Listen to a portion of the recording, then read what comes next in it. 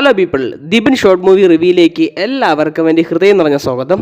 റിവ്യൂയിലേക്ക് പോകാം. അപ്പോൾ ആദ്യം തന്നെ എല്ലാവർക്കും പുതുവർഷമായിട്ട് പുതുവത്സര ആശംസകൾ. വൈകിയാണെന്ന് ഇടുന്നതെന്നറിയാം. നല്ല ആരോഗ്യവും ആയുസ്സും ദൈവാനുഗ്രഹം എല്ലാവർക്കും ഉണ്ടാവട്ടെ. നല്ല ഹാർഡ് വർക്കും സ്മാർട്ട് വർക്കും തൻ്റെ കഴിവുകളെല്ലാം പ്രകടിപ്പിച്ചുകൊണ്ട് നിങ്ങളുടെ വർഷമായിട്ട് മാറട്ടെ ഈ 2025. അപ്പം നമുക്ക് റിവ്യൂയിലേക്ക് പോകാം. പുഷ്പരാജ് അങ്ങനെ 1810 പറയുന്ന ബാഹുബലി റെക്കോർഡ് അങ്ങ് എടുക്കാൻ പോവുകയാണ്.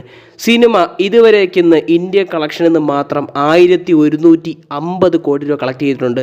കേരളത്തിൽ നിന്ന് മാത്രം 24 കോടി 50 ലക്ഷവും, തമിഴ്നാട്ടിൽ നിന്ന് 88 കോടി 50 ലക്ഷവും, പിന്നെ സ്വന്തം നാടായ തെലുങ്ക് നാട്ടിൽ നിന്ന് 365 കോടിക്ക് മേളിലും, ഹിന്ദി പ്രദേശത്ത് നിന്ന് അഥവാ നോർത്ത് ഇന്ത്യ ഭാഗത്തു നിന്ന് മാത്രം ഏകദേശം 790 കോടിക്ക് മേളിൽ കളക്ട് ചെയ്ത് ഇന്ത്യയിൽ നിന്ന് മാത്രം 1150 കോടിയും, വേൾഡ് വൈഡ് ബോക്സ് ഓഫീസിൽ എന്ന് പറയുന്നത് ഏകദേശം ഇന്നത്തെ ഒഫീഷ്യൽ പോസ്റ്റർ വിട്ടേക്കണമെന്ന് വെച്ചാൽ 1799 കോടി കളക്ട് ചെയ്ത് പുഷ്പരാജ് നാളത്തോടെ ബാഹുബലി റെക്കോർഡ് അങ്ങ് എടുക്കുകയാണ്. അങ്ങനെ 2017 ബാഹുബലി ഇറങ്ങുന്നത് ഏപ്രിൽ 28.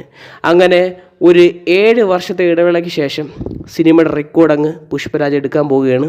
ബാഹുബലി എന്നുള്ള നിസ്സാരക്കാരനൊന്നുമല്ല. കാരണം ഈ ടിക്കറ്റ് റേറ്റും അന്ന് ഇത്ര ഫേമസ് അല്ലാത്ത കാലത്താണ് ഈ 1810 കോടി അടിച്ചത്. ചെറിയ കാര്യമൊന്നുമില്ല. എന്നാലും ആ റെക്കോർഡിന് ഇനി വിട പറയുകയാണ്. പുഷ്പരാജ് അങ്ങ് തൂക്കിയിരിക്കുകയാണ് ആ റെക്കോർഡ്. ഇനി ദങ്ങളുടെ റെക്കോർഡ് മാത്രം നോക്കി നിന്നാൽ മതി.